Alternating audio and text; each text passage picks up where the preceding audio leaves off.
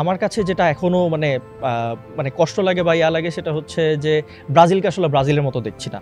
যেহেতু মেসির একটা শঙ্কা আছে, একটু ইনজুরি কনসার্ন আছে, আশা করা যাচ্ছে যে উনি খেলবেন, বাট স্টিল যদি মেসি পুরো ম্যাচও খেলতে না পারেন, আসলে কোনো ইফেক্ট পড়ার চান্স আছে কিনা অ্যাজ এ টিম আর্জেন্টিনাকে এই 3 ম্যাচে যেভাবে দেখলেন? ব্রাজিল টিমে ভিনিসিয়াস চেতে আপনি মার্টিনেল্লিকে বেটার মনে করি, কারণ ভিনিসিয়াস মাঝে মাঝে জ্বলে উঠবে, মাঝে মাঝে সে একেবারেই মানে তার খুঁজেও পাওয়া যাবে না, লাইক আজকে এবং ফার্স্ট ম্যাচে।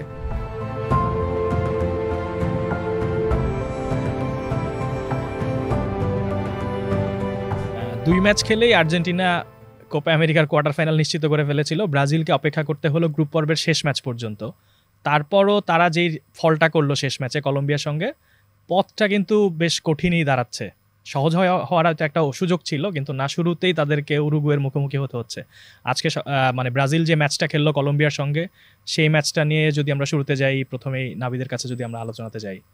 ব্রাজিলের জন্য এই এই যে কলম্বিয়ার সাথে যে ম্যাচটা, এটা কাইন্ড অফ একটা অ্যাসিস্ট টেস্ট ছিল ফর দেম, ওদের কোচ ডোরিভাল জুনিয়রের জন্য, যার কিনা হচ্ছে যে মাত্র জানুয়ারিতে হচ্ছে সে ইনচার্জে এসেছে।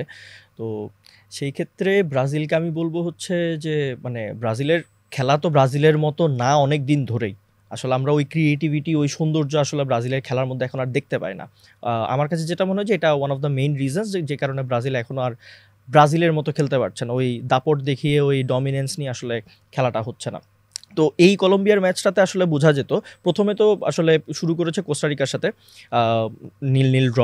তো ওইখানে কোনো গোল বের করতে পারলো না। ব্রাজিলের অ্যাটাকিং ফোর্সটা খুবই ভালো। আমি মিডফিল্ড নিয়ে আমার কিছু সংশয় আছে, মানে আমি আসলে যেসব ব্রাজিলের ওই হলুদ জার্সি গায়ে যেসব মিডফিল্ডার দেখে এসেছি, তাদের মধ্যে থেকে আসলে আমি পাকেতা, ব্রুনো গুইমারেস, জোয়া গোমেজ ওদেরকে দেখে আমার কাছে তেমন একটা মানে ওই ফিলটা আসে না।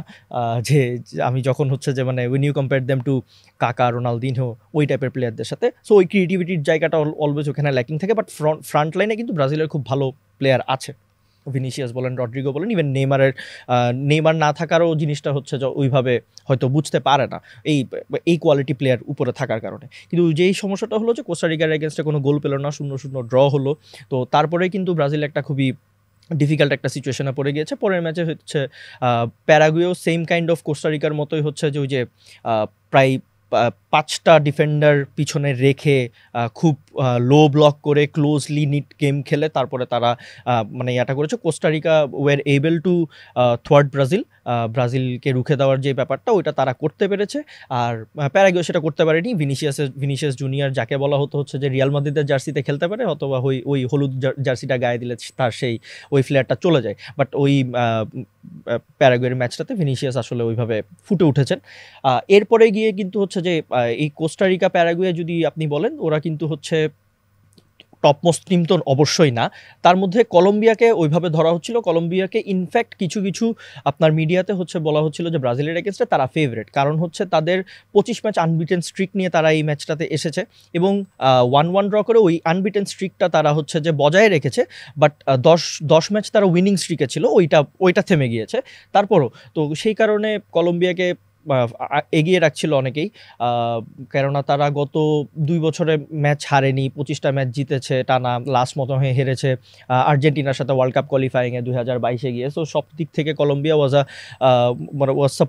This Colombia game was suppose to be a very great test for Brazil আর কি। তো সেই ক্ষেত্রে থেকে আমার কাছে মনে হয়েছে যে ব্রাজিল আসলে ব্রাজিলের মতো ফুটে উঠতে পারেনি, টোটাল টুর্নামেন্টই এখনই পারেনি। আপনি যেটা বললেন যে একটা সুযোগ ছিল হয়তো যে পানামাকে পেতে পারতো, বাট এখন গিয়ে তারা ইউরুগুয়ের সাথে খেলবে। বাট আমার কাছে যেটা এখনও মানে কষ্ট লাগে বা ইয়া লাগে সেটা হচ্ছে যে ব্রাজিলকে আসলে ব্রাজিলের মতো দেখছি না। So that's what I want from Brazil. যে সামনের যেসব ম্যাচই খেলবে, যে কোয়ার্টার্স আছে, যদি কোয়ার্টার্স থেকে উতরে যেতে পারে, সেমিফাইনাল আছে, ফাইনাল আছে, তো সেখানে যাতে ব্রাজিলের টিমটাকে দেখতে পারি। বাট এইখানে আমার কাছে যেটা মনে হয় যে আমার যে মিডফিল্ডের যেই ক্রিয়েটিভিটির যে ল্যাকিংটা, এইটার কারণে আমার কাছে মনে হয় যে ব্রাজিলের ওই ফ্লেয়ারটা এখন আর পাওয়া যাচ্ছে না। বাট সামনে গিয়ে কি পাওয়া যাবে কিনা, এটাই এখন প্রশ্ন আর কি। এখন যেই রাস্তাটা তৈরি হয়েছে সেখানে হচ্ছে যে ব্রাজিলকে ফার্স্টে উরুগুয়েকে ফেস করতে হবে, এবং যদি তারা এই ম্যাচটা জিতে যায় দেন নেক্সট হচ্ছে কিন্তু আবার হয়তো কলম্বিয়া বা হচ্ছে গিয়ে পানামার মুখোমুখি তারা হবে। অন্যদিকে আর্জেন্টিনার দিক থেকে যদি আমরা দেখি, তারা কিন্তু পাচ্ছে ইকুয়েডরকে, এবং যদি তারা উঠে যায় সেমিফাইনালে, তাদের মুখোমুখি হবে আবার সেই হয়তো কানাডা অথবা তারা মুখোমুখি হবে গিয়ে ভেনেজুয়েলার। তো পথ যদি চিন্তা করি আর্জেন্টিনারটা তুলনামূলক সহজ বলে মনে হচ্ছে কিনা, কিন্তু আমাদের একটা জিনিস মাথায় রাখতে হবে, চিলি, মেক্সিকো, ইউএস এর মতো টিম কিন্তু বাদ পড়ে গেছে। তো তারপরও আর্জেন্টিনার পথটা তুলনামূলক ব্রাজিলের জন্য, মানে ব্রাজিলের চেয়ে সহজ কিনা আসলে রামিন ভাইয়ের কাছে যদি আমরা যাই? একটু সহজ তো বটেই, আর কারো না কারো তো অবশ্যই সহজ হবে। কারণ আমরা লাতিন আমেরিকার টিম যদি চিন্তা করি, আসলে সেখানে ব্রাজিল, আর্জেন্টিনার পরে উরুগুয়ে একমাত্র যে নাকি একটু মানে কি বলে ভালো প্রতিদ্বন্দ্বিতা করতে পারে। অন্য যে বাকি দলগুলি তারা মাঝারি সারিরই। তারপর তো আপনি সেই বলছিলেন ক্ষেত্রে- হচ্ছে রামিন ভাই একটু করে, তারপর আপনি কিন্তু আমাকে কিছুক্ষণ আগে বলছিলেন হচ্ছে যে ইউরো থেকে কোপা বেটার কেন? আমি বলছি আচ্ছা যাই হোক, আপনি কন্টিনিউ করেন। সেটা আমি অন্য একদিন বলি, বা এখন যদি এটা বলি ওইটা তো অন্য হয়ে গেল। যাই হোক, মানে আমি বলছি যে 3টা দল যখন আপনি ড্র করবেন, 2টা এক পাশে পড়বে, এক পাশে একটা থাকবে, এটাই তো স্বাভাবিক। 3টা এক পাশে পড়বে, কিন্তু যেহেতু মানে কি বলে পট হিসাবে করা হয়, সাধারণত 3টা এক পাশে পড়ে না। তো সেক্ষেত্রে ব্রাজিল এই পাশে পড়ে গেছে, আর্জেন্টিনা এখানে একটা আর্জেন্টিনা লাকিলি একটা ফেভার পাইছে, সেক্ষেত্রে একটু সহজ। আর ওই যে ওইটা ইউএসএ, মেক্সিকো আর রামিন ভাই আর্জেন্টিনা আসলে লাকিলি ফেভার গুলো খুব বেশি বেশি পায়, 6 বার পাইছিল কাতার ওয়ার্ল্ড কাপে। সেটা মানে আর্জেন্টিনা ব্রাজিলও পাইছে, করতে পারে নাই, কারণ পেনাল্টি শুটআউটে তো ওরা বাদ পড়ছে মনে ক্রোয়েশিয়ার কাছে। হ্যাঁ, পেনাল্টি শুটে যদি তারা যদি না পারে, এখন সেটা তো সেটা আর্জেন্টিনা তো একটা কোয়ালিটি। তোমাদের তো সুযোগ দেওয়া হয়েছে, কারণ এই মানে গোল হয়েছে সেই মানে শেষ 2 মিনিট থাকতে তারা মানে অ্যাটাক করতে গেছে, ওই হিসাব করে লাভ নাই। হ্যাঁ, যেটা রাইনো বলছিলেন যে হয়তো আর্জেন্টিনাকে মেক্সিকোকে ফেস করতে হতো, সেটা কিন্তু হচ্ছে না। মেক্সিকো বাদ পড়ে গেছে এবং চিলি আর্জেন্টিনার গ্রুপে ছিল, চিলিও বাদ পড়ে গেছে। এখন সেজন্য একটু সহজ হয়ে গেছে। আর একটা ব্যাপার হইতেছে সহজ, আসলে আর্জেন্টিনা বর্তমানে যেমন ফর্মে আছে, এখানে আসলে আরেকটু বেটার টিমও থাকলেও আমার কাছে মনে হয় না আর্জেন্টিনার সাথে, বর্তমান আর্জেন্টিনার সাথে পেরে উঠতো। কারণ তুমি মানে লাস্ট ম্যাচটাই দেখো যে মানে পুরো মানে মেইন টিমের ধরতে গেলে কেউই নেই। দি মারিয়া খেলছে, দি মারিয়া আর মার্টিনেজ। লাউতারো এখন কিন্তু ফার্স্ট চয়েস না, ফার্স্ট চয়েস হচ্ছে আলভারেজ, সেকেন্ড চয়েস। তো এখন কথা হচ্ছে যে সেই টিমটার সাথে পেরু মোটামুটি মানে কিছুই করতে পারে নাই। আর কি বলে, মেসি ছাড়া যে ভালো করতে পারে সেটা আমরা এখন না, আরো আগেও দেখছি। কি বলে, ওয়ার্ল্ড কাপ বাছাই পড়বে, মানে ও যখন ইনজুরি হয়ে গেল, বেশ কয়েকটা ম্যাচ আলসাল কি যেন কয়েকটা ম্যাচ আর কি মনে হয় মেসিকে ছাড়া ফেলছে।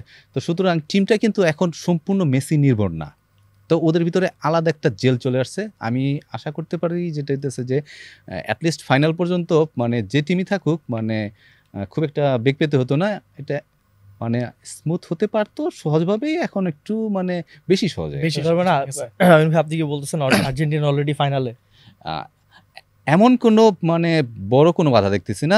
ভেনেজুয়েলা ভালো খেলতেছে, এখন কতটুকু ভালো আসলে মানে সেমিফাইনালে যে করবে, তাদের কোনো কোপাতে বড় কোনো রেকর্ড নাই। একমাত্র বলিভিয়া জিতছে, ভেনেজুয়েলা আর সম্ভবত ইকুয়েডর কোপা জিতে নাই। তো এই পাশে ওই রকম বড় কোনো নাম নাই, নামের একটা ব্যাপার থাকে। হ্যাঁ, আর আপনি যেটা বললেন যে মানে আর্জেন্টিনার পথ সোজা কি না ব্রাজিলের পথ, আমার কাছে মনে হয় কি যে মানে আপনার যদি কোপা আমেরিকা আপনি দেখেন, আপনি মানে সমসাময়িকভাবে এখন ইউরোটাও চলছে, আপনি দুইটাই কম্পেয়ার করতে পারবেন খুবই ইজিলি। অ্যাজ আ ফ্যান আপনি যদি খেলা দেখেন, আপনি খুবই দুইটাই ইজিলি কম্পেয়ার করতে পারবেন। কোপা আমেরিকাতে আসলে আর আমিন ভাই যেটা বললো, Brazil, Argentina, then comes Uruguay. Uruguay তো হচ্ছে মনে হয় joint record winners with Argentina, 15টা শিরোপা। সো অবভিয়াসলি যে নামের যে ভারটা এই 3টা টিমেরই আছে। সো বেসিকলি এই 3টা টিম ছাড়া আপনি যার সাথেই পড়বেন, আপনি যদি ব্রাজিল, আর্জেন্টিনা হন বা ইউরোগুয়ে হন, path is very much clear to you. এখন বাকিটা থাকে হচ্ছে it's your tournament to lose ফাইনালের আগ পর্যন্ত, তাই না? তো সেই ক্ষেত্রে আসলে আমার কাছে কোপাটা ওরকমভাবে কম্পিটিটিভ মনে হয় না। অনেক লাতিন আমেরিকান ফুটবল ফ্যান থাকবে যারা হচ্ছে যে আমার সাথে ডিসএগ্রি করতে পারে, বাট এই দিক থেকে আমার কাছে মনে হয় যে ইউরোপ ইজ আ লট মানে বেটার। সেই আলোচনাটা যদি আমরা যাই যে মানে তুলনামূলক কম কম্পিটিটিভ, কারণ হচ্ছে শিরোপা প্রত্যাশী দলের সংখ্যা হয়তো কম, স্টিল এই বিচারেও তো আর্জেন্টিনা আসলে সহজ পথে পেয়েছে। আচ্ছা, ব্রাজিল তো পারতো, ওরা 1-1 ড্র যে করছে, হ্যাঁ এখানে কিছু কন্টেনশাস ডিসিশনস ছিল, রেফারির ডিসিশন ছিল, সেটা হয়তো মানে এই রেজাল্টটাকে হয়তো মানে this shaped up the result. But আমি বলবো হচ্ছে যে ব্রাজিলের তো সুযোগ ছিল যে ভাই আমি পানামার এগেনস্টে খেলতে পারবো যদি জিততে পারে, তো ব্রাজিল তো এটা করতে পারে নাই। এখন তুমি যদি করতে না পারো তাহলে তোমার কাছে ইউরুগুয়ের মতো টিমের কাছে খেলতে হবে। এখন যদি তুমি কোয়ার্টারে না খেলো তোমাকে সেমিতে খেলতে হবে, সেমিতে না খেলেও তোমার কাছে ফাইনালে গিয়ে তো হয়তো আর্জেন্টিনা, ইউরুগুয়ে এইসব বড় টিমের সাথেই হয়তো খেলতে হতে পারে maximum time, until and unless ওদিক থেকে খুবই মানে আনএক্সপেক্টেড কোনো কিছু হয়ে যায় যে অন্য কোনো একটা টিম ভেনেজুয়েলা বা অন্য কোনো একটা টিম যদি উঠে না যায়, তো সেই ক্ষেত্রে তো আপনার কাছে মানে you can't avoid this. So আপনার এখন আপনার হইতেছে হচ্ছে আপনি স্লিপ করেছেন, সেই কারণেই হচ্ছে যে আপনার সামনে গিয়ে হচ্ছে যে ইউরোগের মতো টিমের সাথে খেলতে হচ্ছে। So you can't blame this on the draw, you can't blame this on anyone else. You মানে you had a chance, you couldn't take it. So এখানে তো ব্রাজিল ছাড়া এখানে ব্রাজিলের আসলে দায় আছে। হ্যাঁ, অবভিয়াসলি। আর্জেন্টিনার কিন্তু একটা সমস্যা আমার কাছে মনে হইতেছে, যেটা হইতেছে তোমার এই কোপার যে পুরনো রুলসটা আবার নতুন করে ফিরে আসছে, 90 মিনিটই খেলা হবে, 30 মিনিটসের যে এক্সট্রা টাইম সেটা নাই। এক্ষেত্রে কিন্তু তোমার বড় দলের একটু সমস্যা হয়ে যাবে, কারণ 90 মিনিট গোল ডিফেন্ড করা যতটা সহজ 120 মিনিট ততটা না, বিশেষ করে ছোট দলগুলির জন্য। কোনো মতে যদি 90 মিনিট পার করে দেয় তাহলে হতে পারে যে টাই ব্রেকার তো লটারি, সে এমি থাকুক আর মানে যত বড় গোল না, তারপর আর্জেন্টিনার ক্ষেত্রে টাই ব্রেকার আমার কাছে মনে হয় যে Emiliano Martinez, I do not like him personally because of his behaviour and all, সব কিছু তার ব্যবহার আচরণের কারণে আমার তাকে ভালো লাগে না। অবশ্য এটাও একটা কথা যে সে হচ্ছে যে নীল সাদা জার্সি গায়ে দেয় বলে আমার ভালো লাগে না, যাই হোক। বাট তারপরও ও সবচাইতে ইফেক্টিভ গোলকিপার রাইট নাও আমি বলবো পেনাল্টি সেভ, মানে পেনাল্টিতে। ও আমি যদি আমার যদি কখনো একটা টিম বানাতে হয়, সেখানে যদি হয়তো হচ্ছে আমাকে বলে যে পেনাল্টিতে জিততে হবে, না জিতলে হয়তো হচ্ছে my life is at stake, আমি এমিলিয়ানো মার্টিনেজকে গোলকিপার হিসেবে যাইবো। ও যেভাবে মানে যাই করে যেভাবে করে he is very much effective. Open প্লেতে যদি যেমনই Diego Costa was amazing in that game, and thanks to him যে রোনালদোর মানে ক্যারিয়ার সে সেভ করে দিয়েছে। ক্যারিয়ার মানে একটা লেজেন্ডের ক্যারিয়ার আসলে ওইভাবে করে বলা যায় না, বাট স্টিল মানে ফর দ্য টাইম ওই ম্যাচটাতে আসলে মানে he saved Ronaldo and Portugal. আর্জেন্টিনার আলোচনাতে যদি যাই, সেটা হচ্ছে যে অ্যাজ এ টিম আর্জেন্টিনা, যেটা আপনি ভাই বললেন যে মেসি নির্ভরতাটা এখন কমেছে এবং দেখা যাচ্ছে যে মিডফিল্ডে অনেক অপশনস তৈরি হচ্ছে, এবং তাদের জন্য একটা বড় ব্যাপার হচ্ছে যে তাদের স্ট্রাইকাররা যারা ফর্মে ছিল না ওয়ার্ল্ড কাপের পর থেকে, ওয়ার্ল্ড কাপে তো লাউতারো মার্টিনেজ কোনো গোলই পাননি, আলভারেজ 4টা গোল করেছিলেন এবং এরপরে কিন্তু প্রায় 1.5 বছর তারা কেউই গোল পাননি। এই টুর্নামেন্টের আগে কিন্তু লাউতারো ফর্মে ফিরলেন, লাস্ট 6 ম্যাচে বোধহয় 7 গোল, আলভারেজও অলরেডি একটা গোল করেছেন। তো যদি যেহেতু মেসির একটা শঙ্কা আছে, একটু ইনজুরি কনসার্ন আছে, আশা করা যাচ্ছে যে উনি খেলবেন, বাট স্টিল যদি মেসি পুরো ম্যাচও খেলতে না পারেন, আসলে কোনো ইফেক্ট পড়ার চান্স আছে কিনা অ্যাজ এ টিম আর্জেন্টিনাকে এই 3 ম্যাচে যেভাবে দেখলেন? অন্তত ইকুয়েডরের বিপক্ষে পড়ার কোনো মানে আমি মনে করি না পড়া উচিত, কারণ ইকুয়েডরের সাথে মানে আর্জেন্টিনার মানে কোপা আমেরিকাতে হারের কোনো ইতিহাসই নেই। ওদের সাথে 10টা ম্যাচ খেলছে, 10টাতে সম্ভবত 7টা জিতছে, বাকিগুলি ড্র, 10টা না 11টা হোয়াটএভার, মানে হারে নেই কখনো। সেখানে ইকুয়েডরের সাথে এখানে হারার কোনো প্রশ্নই আসে না মানে মেসি ছাড়া। তারপরও মানে কোনো কিছু শতভাগ তো নিশ্চিত না, হারতেও পারে, সেটা তো মানে রেকর্ড যে কোনো সময় যেতে পারে। যেটা বললাম যে ওই যে 90 মিনিট যদি ডিফেন্ড করে যদি গোল মানে কি বলে টাই ব্রেকার নেয় তাহলেও একটা সমস্যা হয়ে যেতে পারে। বাট ওপেন প্লেতে আগেই মানে গোল হওয়া উচিত, কারণ লাউতারও এখন মানে বলতেই হবে যে ও খুব দারুণ ফর্মে চলে আসছে। 2টা ম্যাচ মনে হয় ও সেকেন্ড হাফের একদম শেষের দিকে নামছে, তাতেও গোল পাইছে, যেটা নাকি পুরো ম্যাচ খেলছে সেটাও 2টা গোল করেছে। সো লাউতারও যদি সামনে থেকে যদি ফিনিশিংটা ভালো দিতে পারে, মিডফিল্ড যা আছে আর্জেন্টিনার, আমরা লাস্ট ম্যাচে কি বলে এনজো ফার্নান্দেজ, ম্যাকালিস্টার, ডেপল কেউ খেলেনি। তারা আসলে টিমটা মানে কি বলে অবশ্যই যোগান আরো বেশি পাবে। সেক্ষেত্রে মানে ওর ফিনিশিং যেহেতু এখন ভালো হচ্ছে, তো গোল চলে আসার কথা। আর আর্জেন্টিনার ডিফেন্স যা, তাতে কোনো গোল এখনো আর্জেন্টিনা হজম করেনি একমাত্র টিম হিসেবে এই টুর্নামেন্টে। তো সেইটা একটা ব্যাপার যে মানে ইকুয়েডরের পক্ষে গোল দেওয়াটা খুব কঠিন হয়ে যাবে। আর এই মানে ফরওয়ার্ড লাইন এই বর্তমান ফর্ম নিয়ে আর্জেন্টিনার গোল করারই কথা, যদিও কিন্তু লাস্ট ম্যাচটা যেটা নাকি কোপার আগে খেলছে মানে 1-0 হয়েছে না ইকুয়েডরের সাথে, একটু টাফ হয়েছে একটা। বাট আমার মনে হয় যে খুব একটা কঠিন হওয়ার কথা না। আর তারপরও যতটুকু আমি বিভিন্ন রিপোর্ট দেখলাম, তাতে মনে হলো যে মেসি হয়তো ফিট আছে, হয়তো খুব বেশি ঝুঁকি নেবে না, সেকেন্ড হাফ থেকে খেলতে পারে। সো সেটাও মানে খুব একটা সমস্যা হওয়ার কথা না। আই থিঙ্ক মানে কি বলে জিতে যাবে, সহজেই জেতার কথা, 1-0 অ্যাটলিস্ট, দেখা যাক তারপর কি হয়।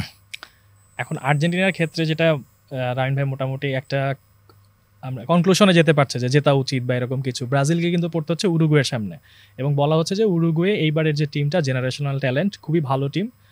কলম্বিয়া ম্যাচের আগে কিন্তু দরিভাল বলেছিলেন যে একটা সতর্কতা দিয়েছিলেন যে কলম্বিয়া অনেক ভালো টিম, তাদের সঙ্গে আমাদের ভালো ফাইট করতে হবে। 1-1 ড্র হয়েছে। এখন উরুগুয়ে তার চেয়ে ভালো টিম, বেলসার আন্ডারে খুবই ভালো খেলছে তারা। এই টুর্নামেন্টে সবচেয়ে বেশি গোল তাদের, 9টা গোল কিন্তু অলরেডি তারা করেছে। এবং ব্রাজিলকে খেলতে হবে, মানে একটা তো হচ্ছে গোল থ্রেট, তাদেরকে ডিফেন্ড করতে হবে, উরুগুয়ের যে গোল থ্রেটটা আছে তাদের ফরওয়ার্ড লাইনের, প্লাস হচ্ছে ব্রাজিলকে তো গোলও করতে হবে জেতার জন্য। ভিনিসিয়াস কিন্তু নেই। এই দুইটা ব্যাপার আপনি কিভাবে দেখছেন? ইউরুগুয়ের এগেনস্টে আমার কাছে যেটা মনে হলো যে ভিনিসিয়াসের should have been cautious in this game. তার একটা অলরেডি ইয়েলো কার্ড ছিল গ্রুপ পর্বে, তো সেই ক্ষেত্রে মানে ইয়েলো কার্ডটা আসলে সে যে খুব ইচ্ছা করে ইয়েলো কার্ডটা পেয়ে গেছে আমি এটাও বলবো না। ওই হামেস রদ্রিগেজকে মানে ফেন্ড অফ করতে গিয়ে একটা মুখে হাত লেগে গেল, এরপর ওইটা এসে ইয়েলো কার্ড দেওয়া হলো। ইয়েলো কার্ড মানে ওটা না দিলেও হয়তো, বাট ইয়েলো কার্ড আসলে ডিজার্ভ করে, মানে দিতে পারে আর কি একটা রেফারি ওই ক্ষেত্রে। তো ওই জায়গায় ভিনিসিয়াস যেহেতু হচ্ছে ব্রাজিলের এখন মেইন প্লেয়ার, আমি যেটা বলবো যে সে ব্রাজিলের জার্সিতে কম গোল করে থাকুক বেশি গোল করে থাকুক, ভিনিসিয়াসের মতো প্লেয়ার যে হচ্ছে যে ক্লাব লেভেলে যে ফর্মটা নিয়ে এসেছে, হ্যাঁ ক্লাব লেভেলে যে 3-4 বছর ধরে যেভাবে খেলছে, ভিনিসিয়াস পৃথিবীর যে কোনো টিমে গেলে ও সেই মেইন প্লেয়ার হওয়ার মতো প্লেয়ার সে। তো সেই ক্ষেত্রে he should have bin more কশাস, and এই একটা মেসেজ হয়তো তাকে আগে থেকে দিতে পারতো। এখন দিয়েছে কিনা দিতেও পারে, বা সে হয়তো বয়সের কারণে ওই যে ম্যাচুরিটিটা না আসার কারণে হয়তো সে বুঝে নাই, মানে আই ডোন্ট নো। মাঠে প্লেয়ারদের যে মেন্টালিটি থাকে, মরিনহোর গল্পটা তো আমাদের আর আজকের খেলাটা মানে আমি যখন দেখলাম একদম ফার্স্ট মিনিট থেকে, একদম ফার্স্ট অন দ্য গো থেকে হচ্ছে যে দুইটা টিমই হচ্ছে পাগলের মতো মারামারি করছে। তো মানে ফার্স্টে গিয়ে রাফিনিয়া হচ্ছে ওই দিক দিয়ে রাইট সাইডে বলটা স্লাইড করে বলটা নিয়ে নিল, তখনই কিন্তু বোঝা গেছে হচ্ছে যে কলম্বিয়াও ছাড়বে না, ব্রাজিলও ছাড়বে না। ব্রাজিল ওয়ারদের যে খুব ভালোভাবেই চার্জ করতেছিল। সেই ক্ষেত্রে যে ভিনিসিয়াসের যে জিনিসটা, এটা it's a big blow for Brazil চাইলসে। অ্যান্ড ইউরুগুয়ের এগেনস্টে যখন খেলাটা হচ্ছে যে 1-1 ড্র করার পর এখন ইউরুগুয়ের এগেনস্টে পড়ছে, আপনি যেটা বলেন যে ইউরুগুয়ে শুধু 9টা গোল, যে হাইয়েস্ট নাম্বার অফ গোলস তারা করেছে তা না, শুধু একটা গোলই খেয়েছে ওই যে ফার্স্ট ম্যাচে মোস্ট প্রবাবলি পানামার এগেনস্টে, তাও ওটা 90+4 মিনিটসে গিয়ে একটা গোল খেয়েছে। ওটা যদি না খেতো তারা কিন্তু গোল না হজম করে এত দূর চলে আসতো। তো সেই ক্ষেত্রে মানে ইউরুগুয়ে আমি বলবো হচ্ছে যে সবচেয়ে মোস্ট ইম্পর্ট্যান্ট ম্যাচ হবে ব্রাজিলের জন্য। কারণ হচ্ছে মানে আপনার ডোরিভাল জুনিয়র স্টিল র he is yet to taste defeat. 7টা ম্যাচ তার আন্ডারে খেলা হয়েছে, 3টা কোপা আমেরিকা, তার আগে 4টা হচ্ছে আপনার ওই ফ্রেন্ডলি ম্যাচ, এবং ইয়াতে জানুয়ারি পরে যখন থেকে আসছে তখন থেকে। তো এর মধ্যে তার একটা ছিল যে ইউএস এর এগেনস্টে ড্র করেছে। সো এইখানে হচ্ছে যে আপনার ইউরুগুয়ের মতো অপোনেন্টের সাথে পড়ে যাওয়া যে ব্যাপারটা, যখন আপনার মেইন প্লেয়ারটা থাকবে না, it will obviously be a challenge for Brazil. তো ভিনিসিয়াসের জায়গায় মোস্ট প্রবাবলি গ্যাব্রিয়েল মার্টিনেলি নামতে পারে, বাট এছাড়া তেমন একটা অপশন নেই। অথবা আরেকটা অপশন যেটা হতে পারে সেটা হচ্ছে যে রড্রিগোকে যদি আমি লেফটে খেলাই, তাহলে হচ্ছে স্ট্রাইকে হয়তো অন্য কোনো একটা প্লেয়ার, ওদের প্লেয়ার তেমন একটা ওভাবে মানে আপনার হাই প্রোফাইল প্লেয়ার না, আপনি যদি স্ট্রাইকার তখন আবার এনরিককে নিয়ে আসতে পারেন, হ্যাঁ স্টার্ট করাতে পারেন। সো ওদের অপশন মানে খুবই বলবো হচ্ছে যে মানে ভিনিসিয়াস না থাকলে হচ্ছে কি আপনার যে ওই একটা লিমিটেশন একটু আসে, বাট পোটেন্সির দিকটাও আপনার মানে অফেন্সিভের যে পোটেন্সি ওই জিনিসটা ওভাবে থাকে না। তো সেই ক্ষেত্রে ইউরুগুয়ের এগেনস্টে এটা টাফ হতে পারে। আর ইউরুগুয়ে আসলে যেভাবে খেলছে, ইউজুয়ালি খুবই ফিজিক্যাল একটা টিম, ডিফেন্সিভলি খেলে, বাট এবার তারা কিন্তু গোল বের করে নিতে পারছে। একটা ম্যাচে বলিভিয়াকে মোস্ট প্রবাবলি 5 গোল দিয়েছে। সো তার আগের ম্যাচে 3 গোল দিয়েছে, ইউএসের এগেনস্টে 1-0 জিতেছে। সো ওরা কিন্তু ভালোই মানে হচ্ছে যে অফেন্সিভলি যে ট্রানজিশনগুলো, ওরা কিন্তু they are a very different team right now. Darwin Nunez বলেন বা আপনার হচ্ছে ফেডেরিকো ভালভার্দে বলেন, এরপরে ওদের আরও কিছু প্লেয়ার আছে খুবই ভালো পেসি প্লেয়ার। তো ওরা হচ্ছে যে দে আর মেকিং ইট কাউন্ট আর কি। সো এইদিকে ব্রাজিলের মানে অনেক সমস্যা হতে পারে।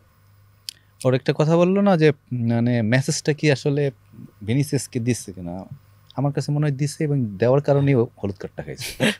আমার মনে হয় যে ওই যে মানে ইব্রাহিমোভিচের একটা গল্প শুনছিলাম যে মরিনহো বলছে যে তুমি অন্তত বালোতেল্লিকে, মরিনহো বলছিল বালোতেল্লিকে, হ্যাঁ বালোতেল্লিকে, মানে ওর 2 মিনিটের ভিতরে মানে সে লাভ আর ভিনিসিয়াসের আসলে একই ক্যারেক্টার। আমার কাছে মানে ভিনিসিয়াসের ক্যারেক্টার ভাই মানে মানে মনে হয় যে এই টাইপেরই, এই মারামারি মানে সে ফাউল করতেছে ব্যাপার না, যখন তারে ফাউল করা হয় সে পাগল হয়ে যায় যে আমার কেন ফাউল করা হলো, ভাই হলুদ কার্ড কেন দেওয়া হলো না, মানে অতিরিক্ত আবেগী। আবেগ থাকা ভালো, বাট মানে একটু বেশি মনে হইতেছে যে সব ক্ষেত্রে একটু বেশি মানে চার্জ করে। দরকার কি ছিল আজকে তার অবশ্যই সাবধানে খেলা, হ্যাঁ, কারণ সাবধানে ব্যাপারটা খেলা ছিল। হইতেছে আজকে যদি ব্রাজিল হাইরা যেত, সে দায়টা কিন্তু না হাইরা গেলেও কিন্তু সে নকআউট পর্বে ঠিকই যেত, ঠিকই যাচ্ছে। হুম, হ্যাঁ, কিন্তু নকআউট পর্বে মানে আমার মুখোমুখি হতে হবে কিন্তু একটা স্ট্রং টিমের কাছে। তো ওই টিমের জন্য রিজার্ভ করে রাখাটা রিজার্ভ বেস্ট না, প্লেয়ার রাইট বাট নাও। তুমি একটু দেখে খেলো না রে বাবা, হ্যাঁ, এটাই একটু তো এটাই দরকার নিজেকে রিজার্ভ করে রাখা, ওইটাই তো বলছি। একটু দরকার ছিল। মানে আমার মনে হয় মানে এটা ঝামেলা ফেলতে পারে ব্রাজিলকে, কারণ তবে আমি মানে কি বলে ব্যক্তিগতভাবে মানে ব্রাজিল টিমে ভিনিসিয়াস চেতে আপনি মার্টিনেল্লিকে বেটার মনে করি, কারণ ভিনিসিয়াস মাঝে মাঝে জ্বলে উঠবে, মাঝে মাঝে সে একেবারেই মানে তার খুঁজেও পাওয়া যাবে না, লাইক আজকে এবং ফার্স্ট ম্যাচে। সেকেন্ড ম্যাচে সে মানে ছিল, এই দুইটা ম্যাচে তাকে পাওয়া গেছে, আমি তো ওইভাবে দেখিই নেই। দুই একটা টান দিছে, মানে একটু পড়ছে, তারপরে আপিল করছে যে আমার পেনাল্টি দাও বা এটা দাও, মানে দেয় নাই, সে রাগ দেখাইছে, আচ্ছা, এই হয়েছে কাহিনী। সেই ক্ষেত্রে তো মানে রামিন ভাইয়ের কথাতেও যদি যাইছে, তাহলে সেই ক্ষেত্রে হচ্ছে যে একটা পজিটিভ সাইনও হতে পারে যদি মার্টিনেলি আমি এসে এটাই সেই বলতে জায়গাটা, চাইছিলাম। কারণ মার্টিনেলির যে ফর্ম আর্সেনালে আমরা আর্সেনালে যে ফর্মটা খেলেছে, মানে সে তো আসলে সুযোগ পাচ্ছে না সেভাবে জাতীয় দলে নিয়মিত খেলার বা শুরুর একাদশে খেলার। সো ব্রাজিলের ওই ফরওয়ার্ড লাইনে তো সেই মানে ক্যাপাবিলিটি পটেন্সি, আমরা যদি এনরিকের কথা চিন্তা করি, হি স্টিল ইয়াং, 16 বছর 17 বছর বয়স, বাট অলরেডি কিন্তু গোল পেয়েছে। তো ওই ক্যাপাবিলিটিটা কিন্তু আছে, এবং হয়তো মার্টিনেলির জন্য এটা একটা বড় সুযোগ হতে পারে। ওকে, যেহেতু ভিনিসিয়াস নাই, আমার রেসপন্সিবিলিটিটা আমার বেশি, এবং ব্রাজিল হচ্ছে ট্র্যাডিশনালি বা আমরা ঐতিহাসিকভাবে তারা এমন একটা টিম, মানে এই টিমে যখন আপনি খেলবেন আপনি নির্ভর করতে পারেন যে কেউ একজন আরেকজনের শূন্যস্থানটা পূরণ করে দেবে। হয়তো এটা একটা নতুন শুরু হতে পারে মার্টিনেলির জন্য, ইভেন দরিভাল চিন্তা করতে পারে okay he is an option for me, সেটাও তো হতে পারে। মানে ওইটাই তো বললাম যে মানে, বাট আমার কাছে যেটা মনে হয় যে উনি যেটা বললেন যে ভিনিসিয়াস জুনিয়র মাঝে মধ্যে খেলে মাঝে মধ্যে জুলেটা, আমি I do not agree with that. Vinicius কিন্তু ম্যাক্সিমাম টাইমই হচ্ছে আপনার he is always there producing things for you. যেমন আজকের ম্যাচটাতেও কিন্তু সেম জিনিসই হয়েছে, যে পেনাল্টি কলটা যেটা ছিল খুবই কন্টেনশিয়াস একটা কল ছিল। ওইটা আমার কাছে মনে হয়েছে যে ডিফেন্ডার বলের চেয়ে বেশি প্লেয়ারকে থামিয়েছে বেশি। রিয়াল তো মাদ্রিদের সেই ক্ষেত্রে থেকে ভাই পেনাল্টিটা হতে পারত না, সেটা হতে পারতো, মানে হয়তো খুবই 50-50 স্লাইড কিন্তু কথা টাচ হচ্ছে, ছিল। তুমি কি Defender। রিয়াল মাদ্রিদের ভিনিসিয়াসকে পাইছো? ব্রাজিলে আপনি এটা বুঝছি, আপনি এটা বলতে পারেন, I have no grounds to refute that, I know সে কারণে ওইভাবে খেলতে পারে না, বাট স্টিল ভিনিসিয়াসের মতো প্লেয়ার যখন আপনার থাকবে, গ্যাব্রিয়েল মার্টিনেলি অলওয়েজ তার সাবি খেলবে। এইটা সেটা তো কখনো অবশ্যই। হ্যাঁ, সেটা অবশ্যই। মানে এখন আমি একটা জিনিস বলি, যদি নেক্সট ম্যাচে ইউরোগুয়ের ম্যাচে গ্যাব্রিয়েল মার্টিনেলি এসে যদি খুবই ভালো খেলে ফেলে, 1-2টা গোল দিয়ে দেয়, ব্রাজিলকে ম্যাচ জিতায় দেয়, মানে সিঙ্গেল হ্যান্ডেডলি জিতিয়ে দেয়, তারপরে আপনি কি বলবেন যে পরের ম্যাচে হচ্ছে যে গ্যাব্রিয়েল মার্টিনেলিকে স্টার্ট করাবে নাকি ভিনিসিয়াসকে স্টার্ট করানো হচ্ছে, আপনি কি করবেন? আমি তো প্রথমেই বললাম যে আমি ব্যক্তিগতভাবে মানে ভিনিসিয়াসকে জাতীয় দল খুব একটা আমার ভালো লাগছে, প্রবাবলি সেক্ষেত্রে পজিশন চেঞ্জ করবে। যেমন লাস্ট কি বলে ওয়ার্ল্ড কাপে আমরা দেখছি নেইমারে অ্যাটাকিং মিডফিল্ডার হিসেবে খেলতে, তাই না? তো এমন কিছু হতে পারে যদি ভালো খেলে। বা ভিনিসিয়াস যে রিয়াল মাদ্রিদের যে সেন্টার রোলটা হয়তো প্লে করেছে সেন্টারে। আর আরেকটা জিনিস, সেন্টারের রোল ভিনিসিয়াস তখনই প্লে করেছে যখন হচ্ছে ম্যাচ স্টার্টিং আপনি অলওয়েজ ওর পজিশন দেখবেন লেফট উইঙ্গার। এবং আমার কাছে যেটা মনে হয় যে ভিনিসিয়াসের মতো আরেকটা প্লেয়ার কে আছে, যা পেসের কথা বলছি আমি, কিলিয়ান এমবাপ্পে।